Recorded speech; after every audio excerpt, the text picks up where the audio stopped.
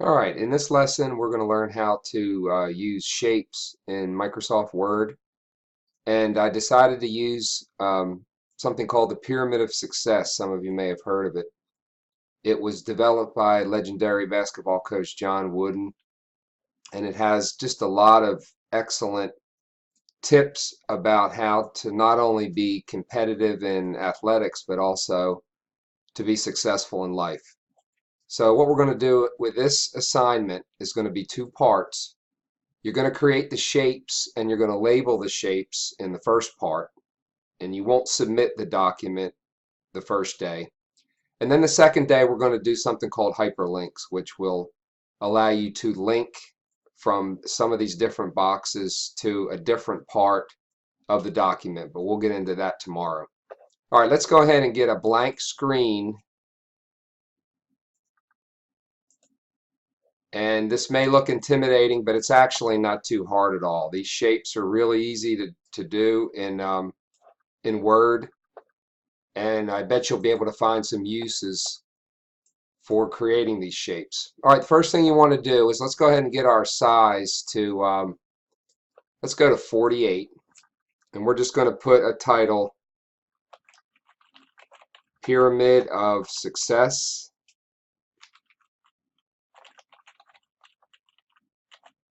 Go ahead and enter. Now, when we're creating these shapes, we need to make sure that each one of these little rectangles is the same size.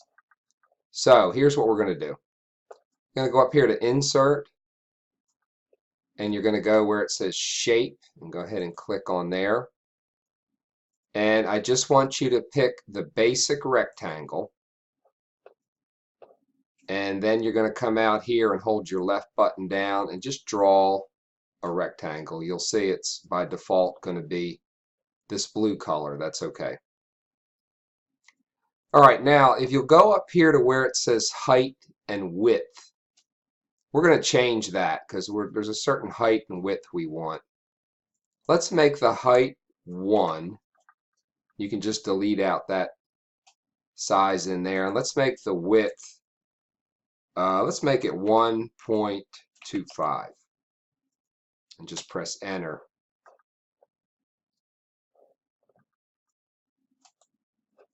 All right, now, the easiest way for us to make all of these the same size, if you'll remember earlier in the year, we did a copy and paste, and we can do the same thing with the shapes.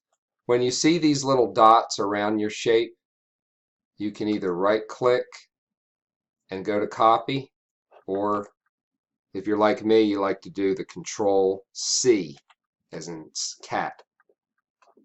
Now just click away from that and go ahead and you can do a Control V.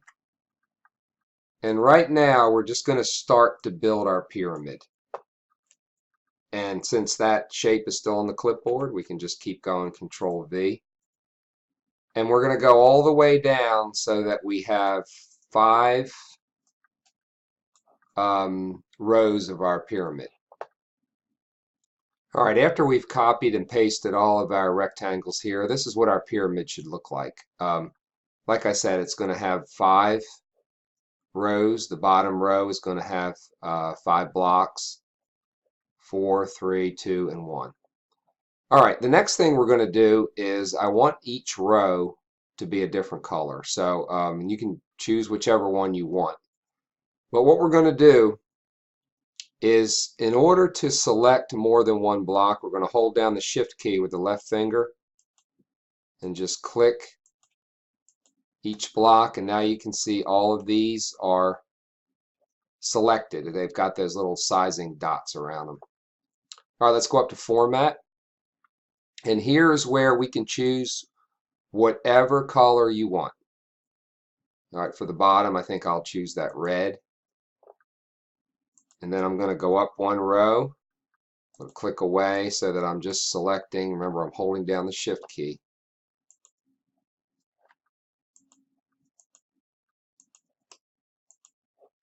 Okay, so on and so forth all the way up.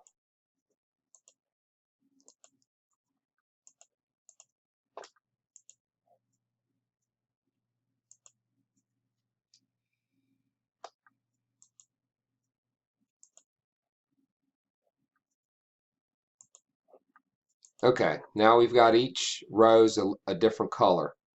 The last thing we're going to do, and you'll get a handout for this, is we're going to go ahead and label them. And is all you have to do to label them is click on the block and then type in your label. So when you're all finished labeling these blocks, you'll have your pyramid of success. And I just want you to go ahead and save it, and you can just name this file shapes. And then tomorrow we're going to learn something called hyperlinks, where you're actually going to be able to click on the block, excuse me, and then you will connect to the definition of these if there's some of these that you don't quite understand. So that's it for today. You're not going to submit this. This will be a two-part lesson. And then tomorrow, when you complete your hyperlinks, then you will submit this. And that's it. Go ahead and give it a try.